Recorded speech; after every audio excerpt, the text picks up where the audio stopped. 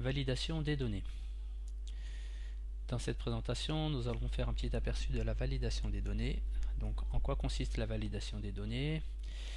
La validation des données permet de restreindre la saisie de données. Donc, la saisie peut être bornée sur certaines valeurs, comme ici on souhaite insérer que les jours de semaine, ou ici les valeurs comprises entre 0 et 100, ou ici les données, les dates uniquement de l'année 2015, ou bien on peut autoriser uniquement la saisie de données de type texte ici, et ici on autorise uniquement la donnée de type nombre. Donc pour arriver à nos fins, qu'est-ce qu'il faut faire? On sélectionne la cellule dans laquelle on va restreindre la validation de nos données. Nous choisissons validation des données. Donc ici c'est des données de type texte, et là on va spécifier, donc là il suffit juste de spécifier une liste dans laquelle on va spécifier les données que l'on autorise de saisir. Donc ici je choisis liste, je spécifie ma liste de données que j'autorise.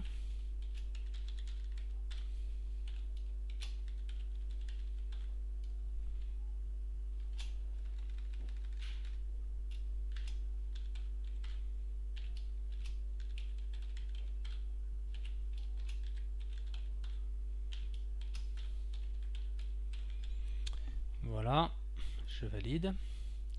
Donc ici j'ai une liste de données que je peux saisir avec ma souris.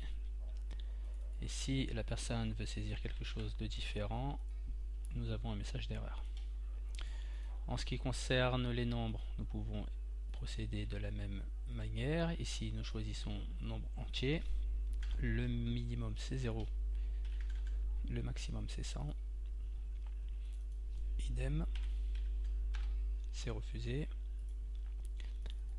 Supérieur à 100, c'est refusé.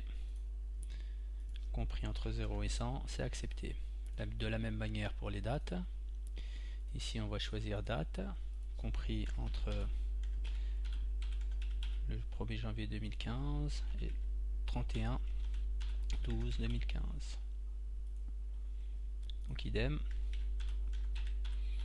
En 2014 c'est refusé, et ainsi de suite. Donc ici je suis obligé de mettre une date en 2015. Maintenant, si l'on veut forcer l'utilisateur à mettre uniquement des données du type texte, cette fois-ci on va choisir une particularité spécifique de la validation des données. Nous allons choisir personnaliser, et ici il faut mettre une formule qui renvoie soit une réponse vraie ou fausse. Donc si le résultat de ma formule sera vrai, la saisie sera acceptée. Si elle sera fausse, ma saisie sera refusée. Donc ici je veux uniquement des données de type texte, donc ici je mets égal et texte. Donc ici j'utilise la fonction etexte de Excel, je spécifie ma cellule et je valide. Donc si je mets du texte, ça fonctionne. Si je mets un nombre, ça me met un message d'erreur. Idem pour le texte, validation.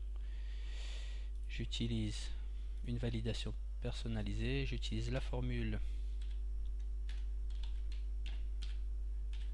proposée par Excel enum de ma cellule où je vais saisir mes données, et idem, si je rentre un nombre, c'est accepté. Si je mets du texte, c'est refusé. Voilà pour ces quelques petites astuces concernant la validation des données.